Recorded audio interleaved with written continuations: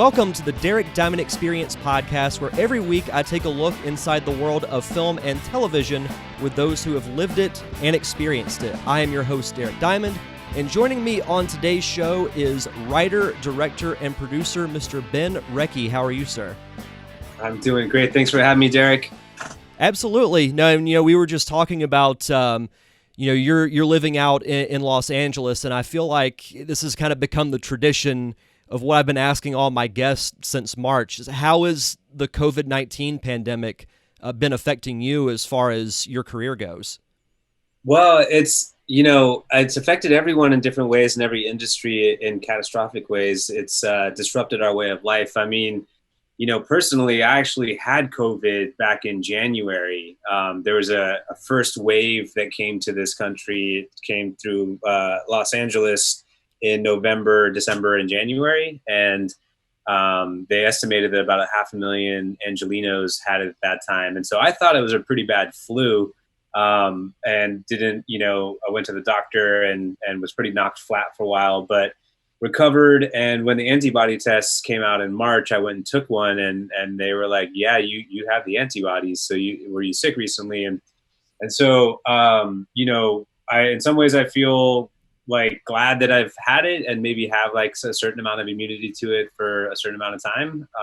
But as far as how it's affected work, fortunately I was in post-production on my next film on a documentary. And so, had the opportunity to continue editing and doing like sound work, and just finished that film recently. And so I think people that, were in post-production or are in development are able to continue work, but, obviously production is still shut down for the most part. And so we'll see a lull in new releases and new TV shows. And it's been tough. I mean, I think documentaries will pick back up sooner than fictional films, just because of, you can do a smaller crew and it's non-union a lot of the time. But, how and what this like landscape will look like moving forward, we're all still trying to figure out. It's interesting, and that's been a recurring thing as well, is what is the new norm going to be as far as the film industry? Because you think of these huge sets that you hear about, like with the Marvel movies, with the latest Star Wars movies, all your big budget films. I think there's a very good chance that we're going to see the return of smaller independent film, as far as like they're still around, but I think they'll become more prevalent because you don't know what the restrictions are going to be as far as how many people you can have on a set and various things like that, and people just wanting to be more careful. I do think the big blockbusters will still be around, but I could see them only being like, maybe 2 or 3, maybe 4 a year, as opposed to the amount that we have now. It's interesting. I mean, there's going to be an added cost to production to keep people safe and, have like departments that are there for, like, what are they calling it? Sanitizing.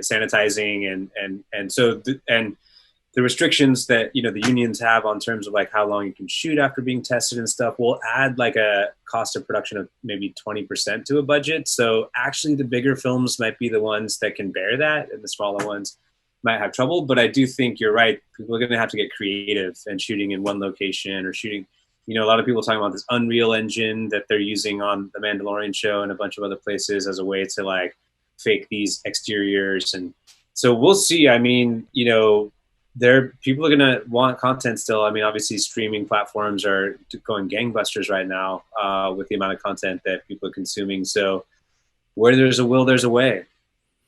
It's nuts because even before COVID, it seemed like every other week or sometimes every week, Netflix was coming out with a new original series or an original movie.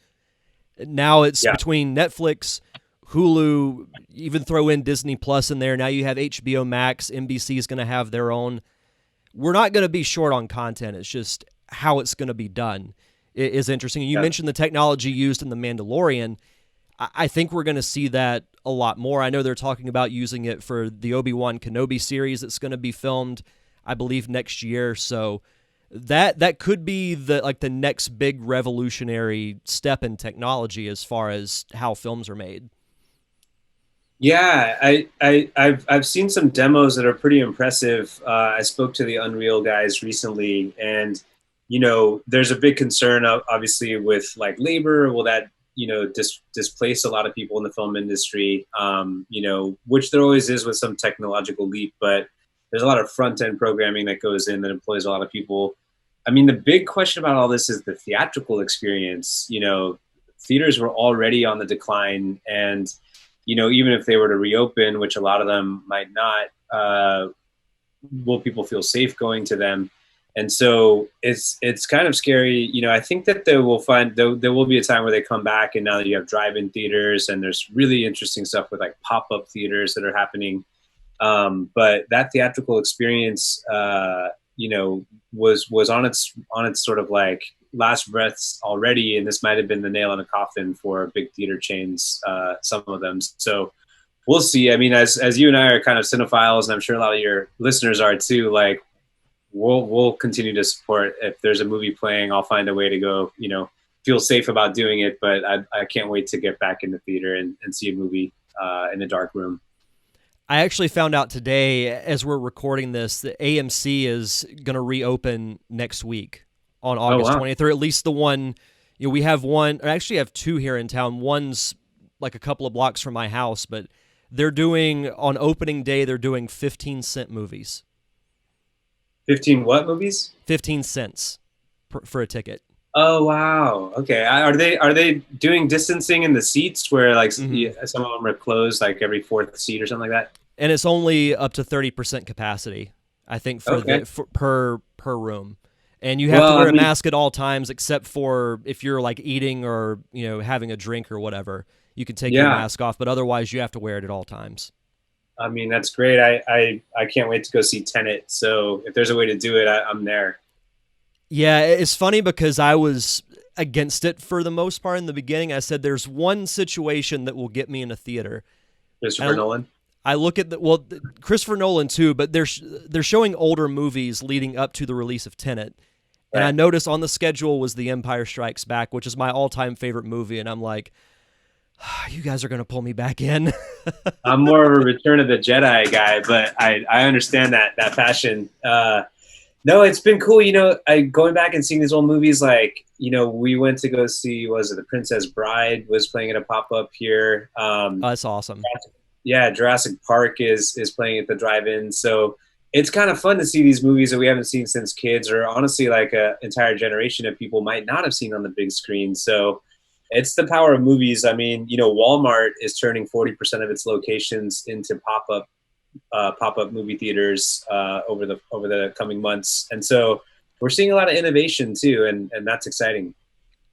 Absolutely. No, and we had a pop-up movie tour come through here that was essentially like a drive-in, and they played A New Hope actually on May 4th.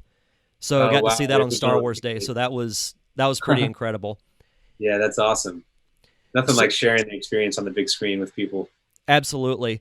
So obviously you're a huge fan of movies. What was it that originally made you decide to pursue filmmaking as a career? Was it a certain movie? Was it just something that you knew from an early age that you wanted to do? What was it? I guess yeah, it was. It was probably, I mean, geek out a little bit here. It was probably Indiana Jones trilogy. I had a fedora and a leather jacket, and so we had a backyard, movie making crew where there was like three or four of us that would get together after school and just shoot these adventure scenes. And it's kind of dangerous. We did our own stunts and got injured and stuff, but through each of these little like short videos, we'd pick up one little trick of the cinematic language and started to put them together into longer, more sophisticated pieces. So it was really actually, they say that like when you're learning to ski, you should kind of follow the tracks of the instructor, and then once you have that, you can kind of venture off into the woods. And so it was really that, like, kind of emulating our favorite movies. And, I grew up in Northern California, and my buddy, his dad worked or his uncle worked for Apple. And so early on, we got access to some of these QuickTime and digital editing softwares. And so I guess this was the early 90s. We were doing like lightsaber battles and stuff. So I guess, now kids are doing really sophisticated things online, but at the time, it helped us to understand, post and, where you put the camera to get the best shot. And yeah, really just to have fun with your friends, I guess. Well, you bring up a good point is that the best way to really learn film, and to me, the best way to learn anything, but I'll use film specifically as the example, is to learn by doing.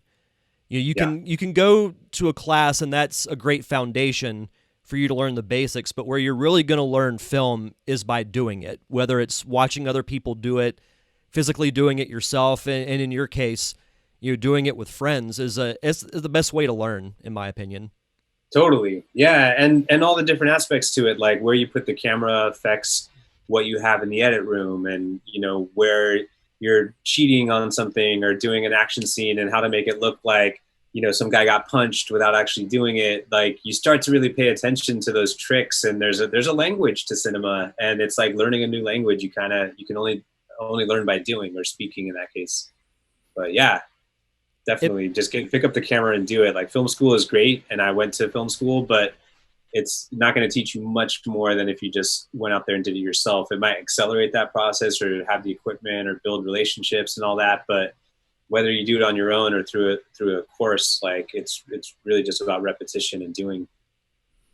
Well, I don't want to discount film school because I do think it's important, like I said, to build a foundation, but especially filmmaking now because you have so many other avenues to make it. You can make a film with your phone these days. Yeah, As long as yeah, you have a decent way to get audio, you can make an entire film with an iPhone or totally. with Like, or that could with be or with an Android. yeah, and it's really exciting to see a GoPro. Like, it's really just comes down to storytelling, and that's the difference. Is like, there's the craft of making the film, but then the story itself, and that's often what takes the longest time, is to cultivate like a strong sense of story and character, and especially dialogue. And it's those things are, like, timeless, and those crafts, to me, I found to be the hardest to acquire, because there's a lot of people who are great at production. They can make a shot and light it and have a great dolly move, but then you see the performance and what the character's saying, what the story is about, and you just cringe. And for me, it took me a long time to, understand, like, the nuance and realism, or not realism, but just, yeah, that side of it, the storytelling side, I think, is the one that's harder to acquire, and takes even more, like, dedicated, like, time and diligence. Well, and that's where networking comes in, and that's where it's really important because you might have a great visual eye, but you're not good at directing performance. But you could know someone who's great at directing performance, but may not know the first thing about a camera or how to compose a shot. That's where networking comes in. And I say it almost ad nauseum on the show, but that to me is easily the best thing about filmmaking is the collaborative effort between everyone who has different skill sets and different talents all coming together for one common goal. Totally. And hopefully it's one common goal. As anyone who's probably worked on films knows, there's a lot of conflict that arises, and sometimes people are playing different tunes, and not all in harmony. But I agree, like, it's a collaborative process. I think that's what separates it a lot from, say, being a writer, or, being a photographer, or even being an actor. I mean, it's you need, 20 people or 100 people to make a film, and maybe not. Maybe you can do it with 5 people, but you can't do it with one person. And so that in itself, like, managing people, and I mean, I heard this Danny Boyle say this once, that filmmaking is really just getting people to show up at the same place at the same time and do the same thing. And when you think about it, it's like, it's just people in a location, whether they're in front of the camera or behind the camera. And so, do we have the people that we need behind and front, and do we have the place? And then, everything else is kind of just going through the motions. But not to oversimplify it, but I agree with you. It's a team effort. And sometimes getting people to show up is half the battle. Yeah, yeah, it really is. But when they're there, it's usually great. Luckily, Yeah, I haven't worked on too many sets, but the ones that I haven't had to really deal with or see anyone deal with any type of ego or anything like that. Like, it's been everyone's there to do their job and make the project the best they can. And Oh that's man, when you know it's going to be a good time.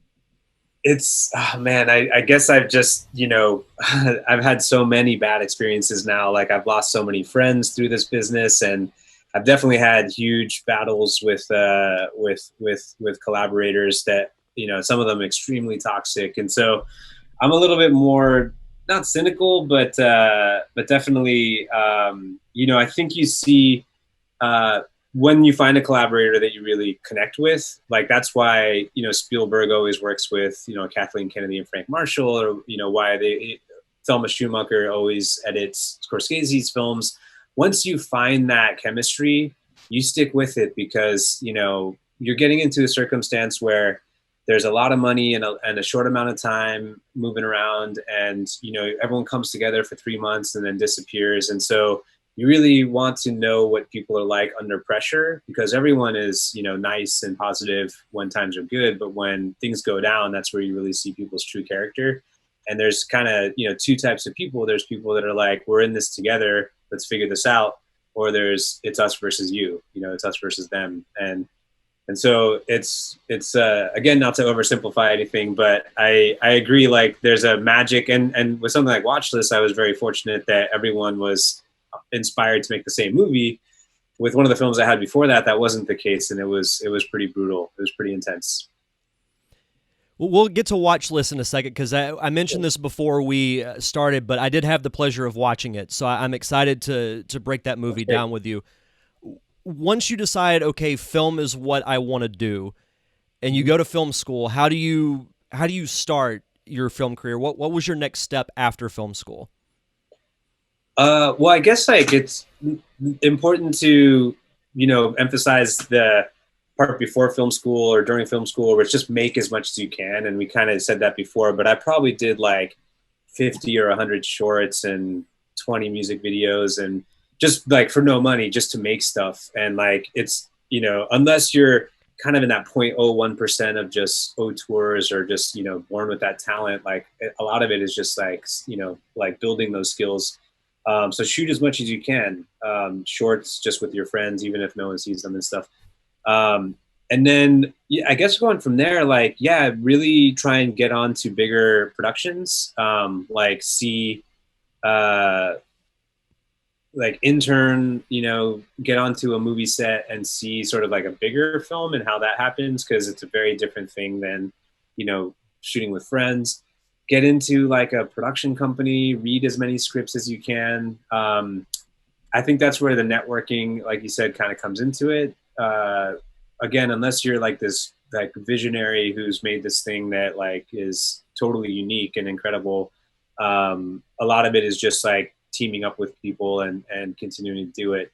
I had the good fortune of working as a camera intern with the Coen brothers on Oh Oh Brother, Where wow. Art Thou? Yeah, and that was sort of my first foray into a big Hollywood movie. Was I was down in Mississippi for a couple months as under Roger Deakins, getting him tea every day and moving the monitor around for Joel and Ethan to look at.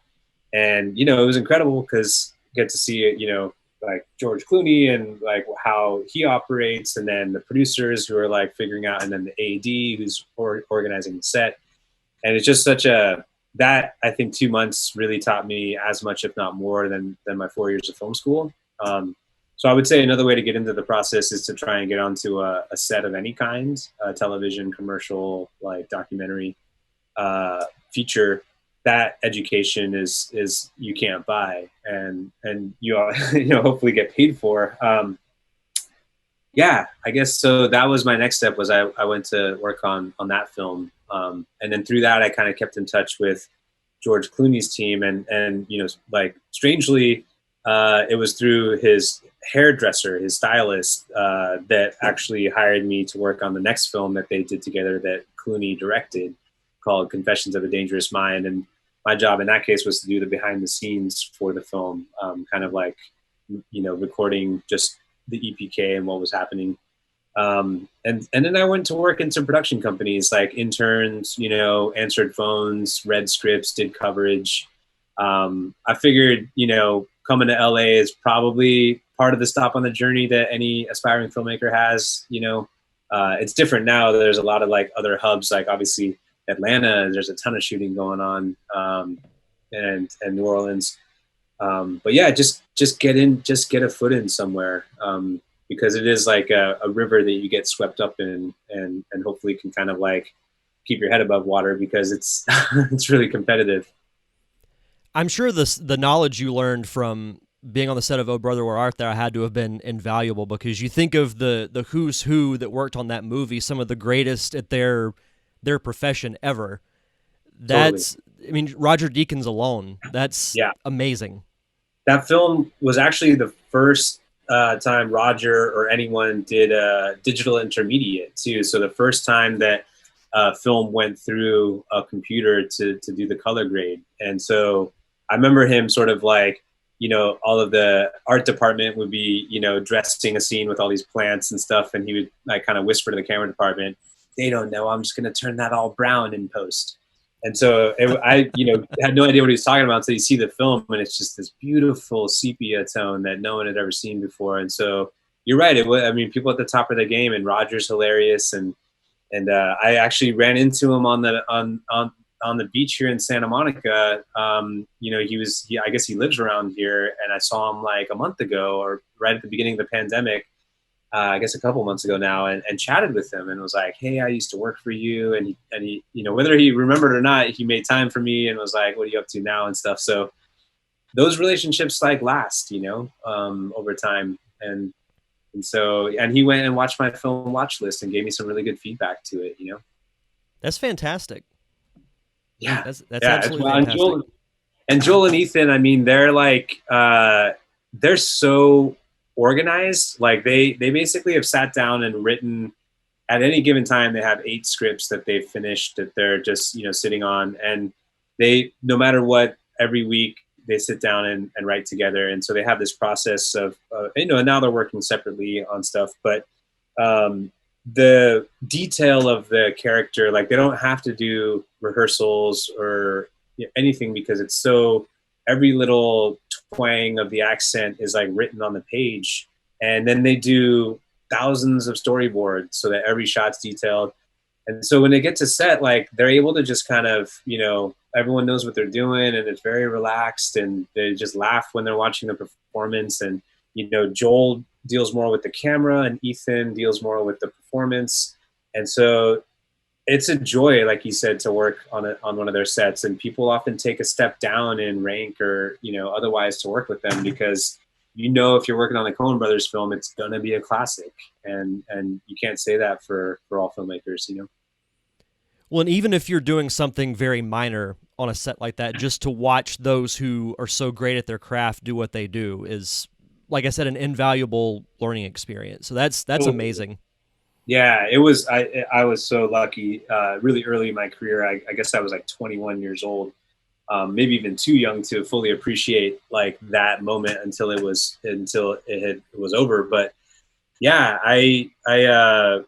it's really, in this day and age, I think like that unique perspective and voice that they have, and a few other notable filmmakers have, is kind of what we all admire and strive, is that it's not just a story that they're telling you, it's how they're telling it to you that makes it so unique. And that was the thing that really struck me, was like they build these worlds that are very, like, within 10 seconds of watching a film, you're in a Coen Brothers film. And that's like, that kind of authorship is like the thing that excites me the most now, is like striving towards that. And anyone we can kind of copy and learn from and reproduce like all that we want, but until we really find our own voice, like that's when I think things don't quite start happening the way we want them to. And so I don't know, like there are a ton of filmmakers who do like great action movies and stuff that isn't necessarily that original but entertains people. But to me, I'm more interested in kind of contributing to the conversation of cinema. Well, and one of my favorite aspects about movies, and I think the Coen brothers do this very well, is whenever I go to a movie theater, or lately now even watching them at home, I love being able to just immerse myself in the world and forget about everything else that's going on. Whether it's You know, if you're having personal or professional problems, you can watch a movie and you get immersed in the world that they create, and you forget about all your problems for a couple of hours. That's Yeah. movies to me are almost like an escape in a way, and I think the Coen brothers do that very well.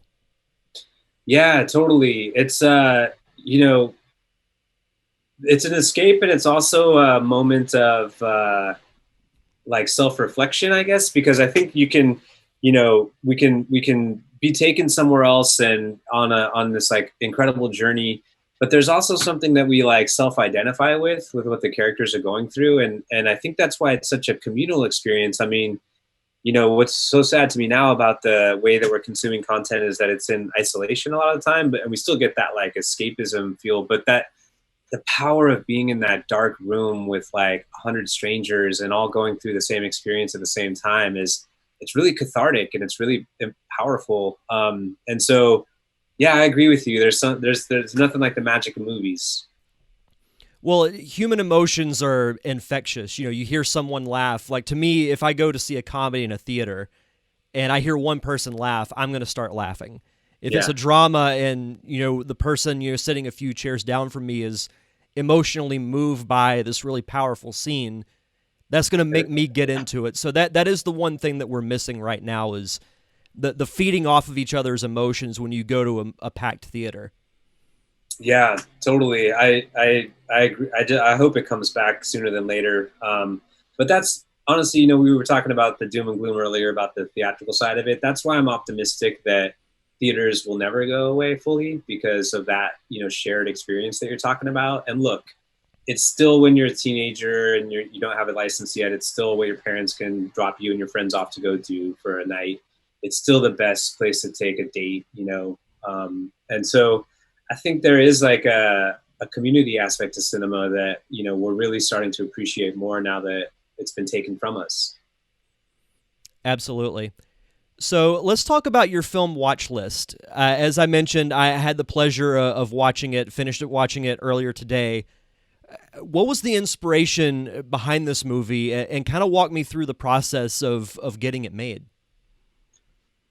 It was so crazy because this was not like a world that I knew much about. The film is set in the Philippines and it takes place against the drug wars and the extrajudicial killings that are happening there.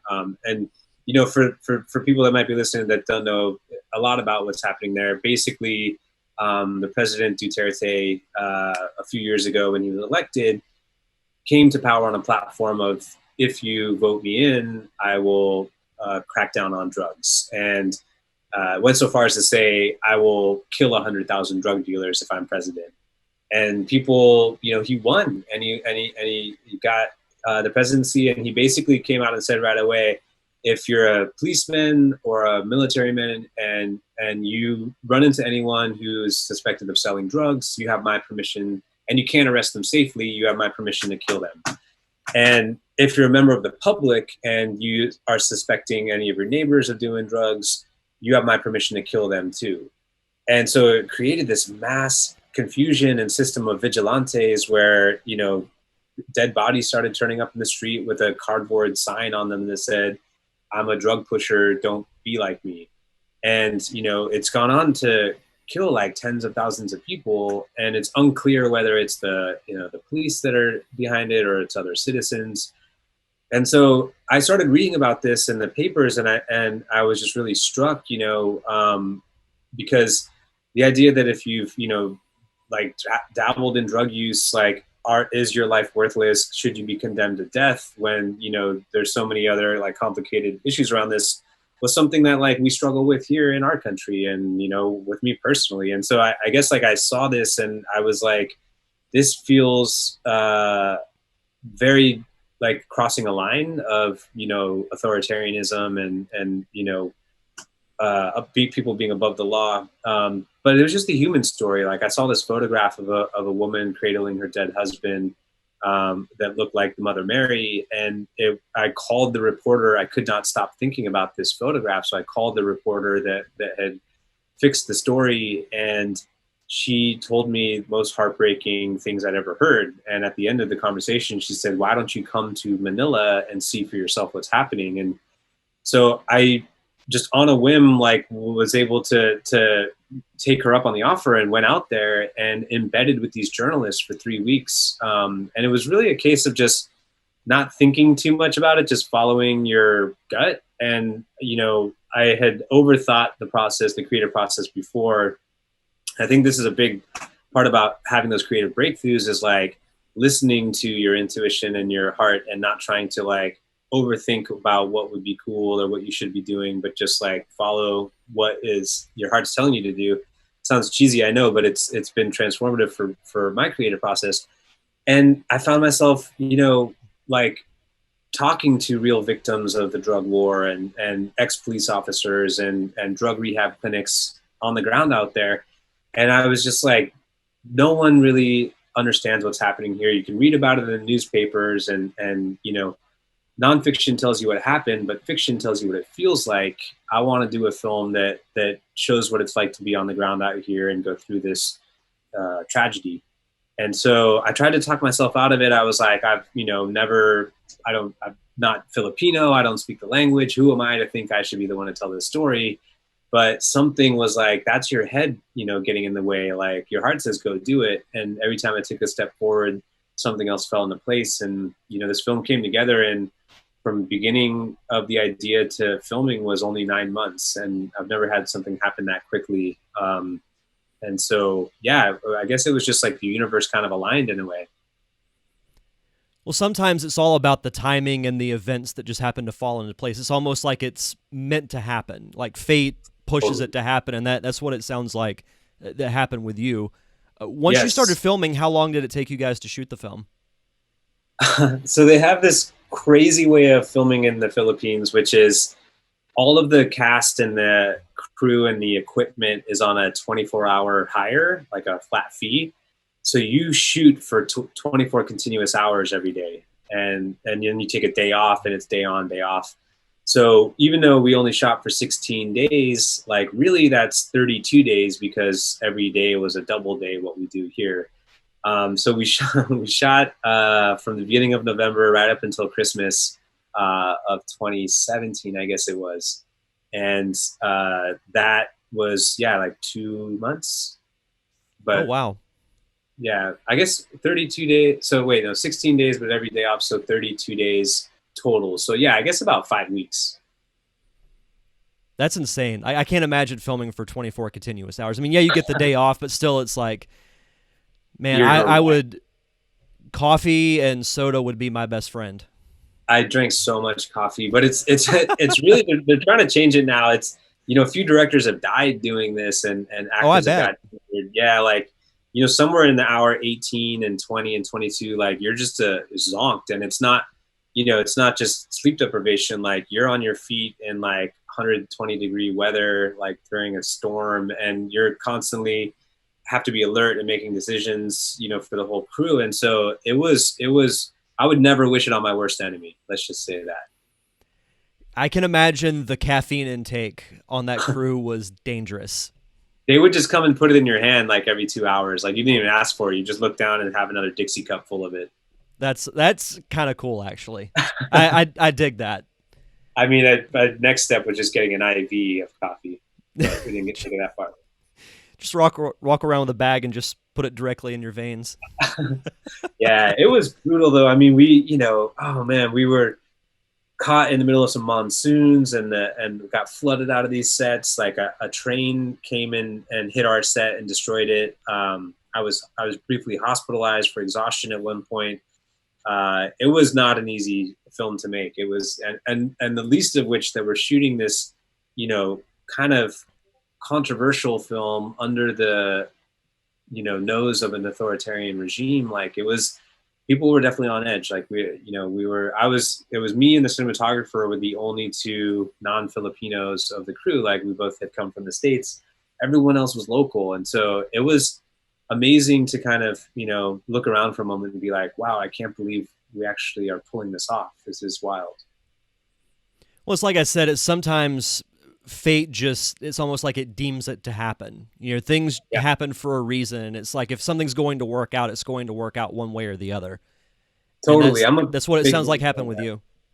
Yeah, it definitely was timing. I think the fact that like, you know, we this was I guess after 2016 here, so obviously whether I don't want to get into politics about whether people like the president or don't like him, but he's definitely brought out like a very energized force on both sides, and that's sort of what happened out there. Was this president in the Philippines had very strong tactics for being tough on crime. That on the one hand you could argue, yeah, he's made things safer, and he's been really strict about it, but on the other hand you're like, he's above the law and he's killing civilians and stuff. And so there was some parallel to what was happening here in the debates that we're having here. And so I think for me, that was part of the timing, was that like there was people that supported this film. Like one of the big studios that funded this film is Braun Studios, who did the Joker, and Leave No Trace, and a few other ones. And it was really because of the woman there, Brenda Gilbert. She was like, I want my children to know about what's happening in this part of the world. I didn't know this was going on. And the sales company XYZ Films, who they did that film Mandy with Nicolas Cage, and they did the Raid Redemption, the action film. They were like, we have been following this in the news and we think this is important, so we'll support you in this. And so that timing thing, I'm a firm believer in. Like if you're doing it for the right intentions and the universe is aligned, these things start to happen that you could never expect. And for sure, that's how this film came into the world. When some people call it luck, I like to refer to it as timing, just in the sense that it really is the timing that's so important with some things. You can align as much as you want, but if the timing's not right, it's just not going to happen. And I'm going to try and avoid spoilers for those who haven't seen the movie, because I do think everyone should watch it. My initial inclination about a third of the way into the movie, and I know you made this, you said back in, what, 2017? Mm-hmm. Yeah. My initial thought was it was such a reflection of some of the things that have been going on in the U.S. with the police brutality and, stories that were dominating the media throughout the summer. It immediately made me think of that. And I don't know if I want to call it foreshadowing, and I know it was going on over there, but it was almost like foreshadowing of what's going on here.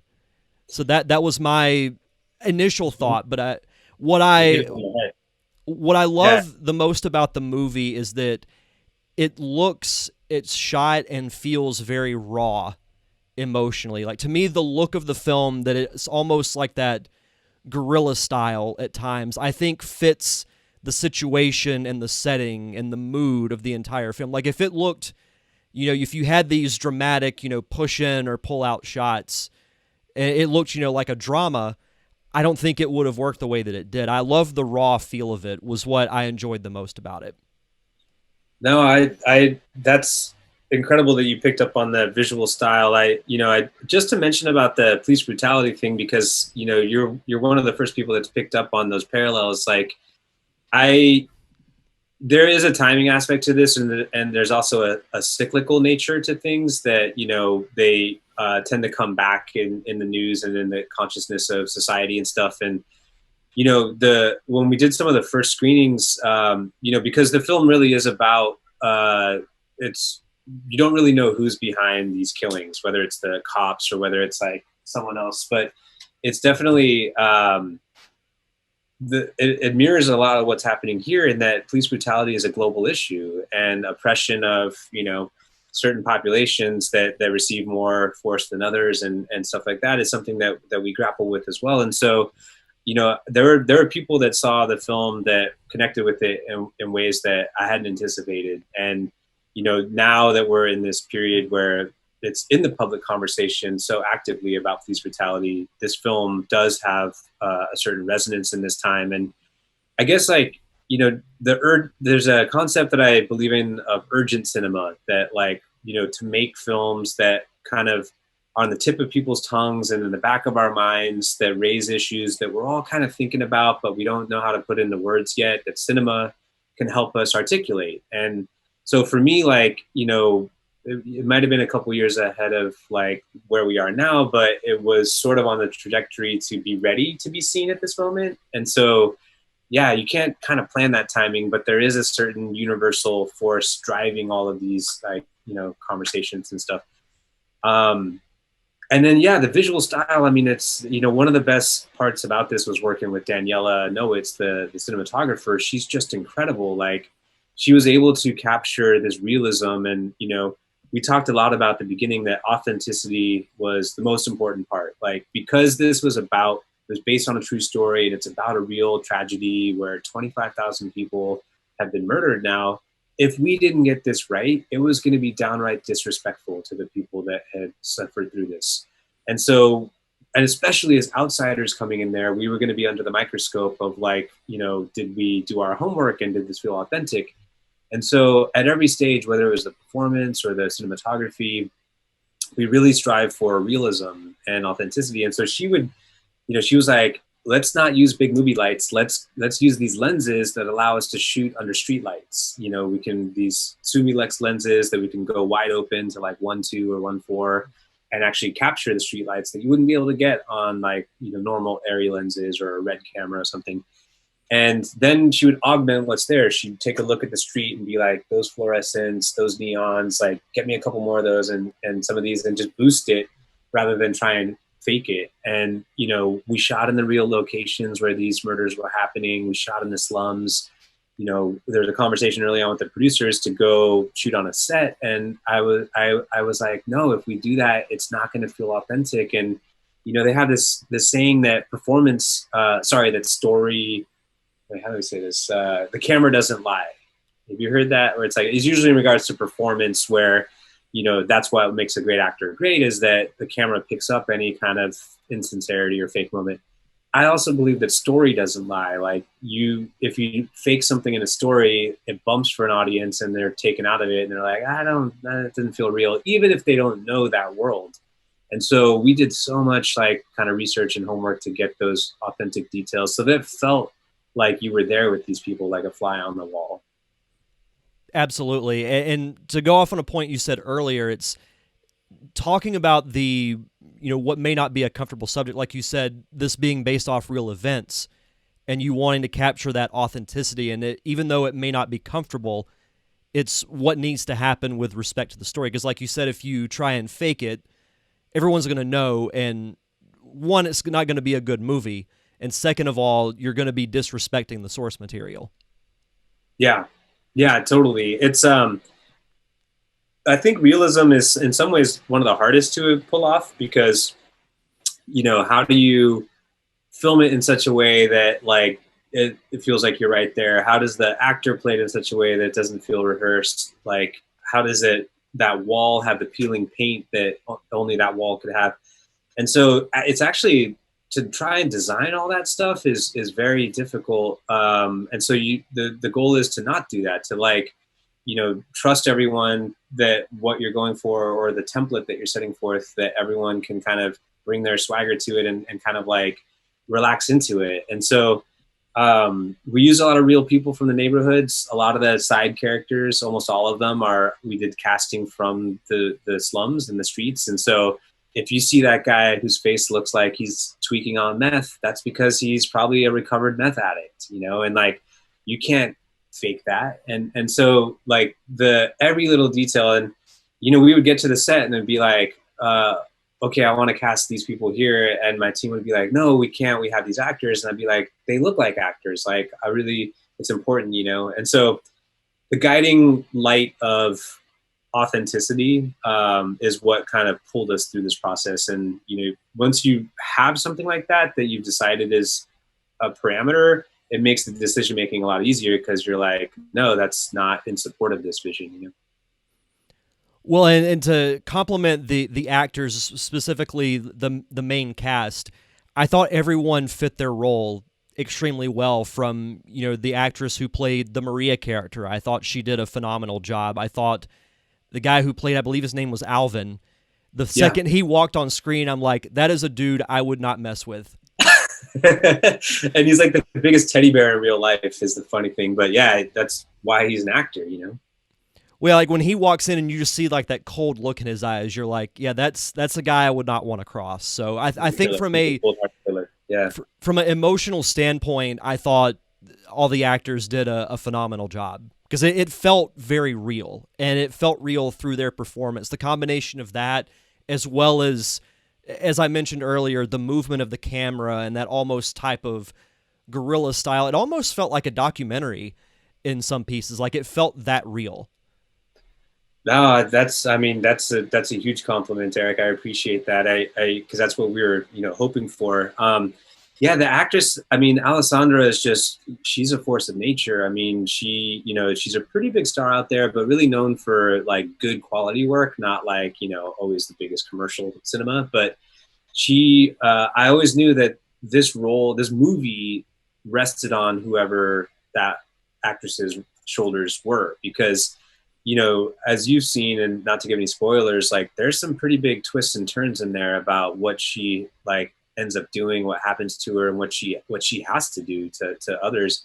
And so it's very I knew if you couldn't not necessarily sympathize, but at least understand why she was doing some of the things she did, then the whole movie would fall apart. And so, at its most basic, this is about a mother going to great lengths to protect her children. And, what would you do if someone, was threatening your children? Like, how far would you go to keep them safe?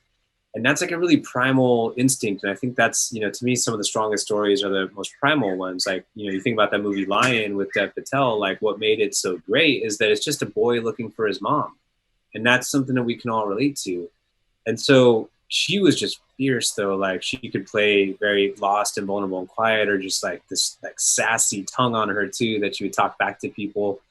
And then you mentioned Alvin, like also, and it was also to try and humanize their positions and how they saw the world. Like, it's and a lot of the debates that we're talking about here, where in his mind he's like, look, these people are scoundrels. They're worthless. They're threats to society. We need to root them out like a cancer. And then she'd be like, but that's someone's son. That's someone's husband. That's someone's father. Like, how can you just step on them like a cockroach? And so that kind of intensity where, you actually understand both points of view and you're like, oh my God, they're both right. But this is like, how do you move forward from here? It's a tough thing for an actor to play, And so even the main cop, like Ventura, that guy Jake Macapagal, he's phenomenal. Like he was in this movie Metro Manila that won Sundance a few years ago that kind of went viral in the US also. If anyone hasn't seen it, Metro Manila is an incredible film. And that's how I found him was through that. And, he plays someone, who on the surface is really like trying to uphold the law and help people and, defend the country against this like drug epidemic. And then when you start to peel back the layers of what's actually driving them to do this, it's like it can be kind of surprising. And so for him to play both this quiet kind of like positive figure, and then where he goes and turns into, that takes real talent to hold all of those things in the same role. Absolutely. No, if anyone has not seen Watch List, definitely check it out if you have the means to, because it's one of the better movies I've seen in quite a while. And I'm not just saying that because I'm talking to you right now, but I truly enjoyed it because it had that raw emotional feel that I feel like can only be pulled off if done the right way. Like it's emotion that you can't fake, if that makes sense. So, and I thought everyone pulled it off, and props to you for the immense challenge that you went through to get this film made. And I did want to ask, through learning all these stories, because as you said, it's based off of real situations, did the process of making this film have an emotional impact on you in that regard? Totally. Yeah, it was pretty like disturbing. I mentioned earlier, like doing these ride-alongs with reporters, kind of how it would work is, and this was just in the research phase, just to get the script right. And honestly, I wish I'd had a camera because, there's a whole documentary about like, how this world works. But we would basically stay at this press office near the police station. And as soon as the cops would get a call that someone had been murdered, we would get into the reporter's car and drive as fast as we can to the crime scene. And I'd seen more dead bodies in that couple of weeks than I'd seen in my whole life previously, and terrifying because they had just been murdered like half an hour before, and so like and they would be picking them up off the street, and it was just like these images that would haunt you. And when I go to bed, I would see these horrific images. And one of the things that like really compelled me to want to make this was that one night we were in the slums and we were waiting at a small house for the body of this father to be brought back in a casket because he had been murdered the night before. And we were with the family, the mother and 6 kids that were now, bastards without, left without their father.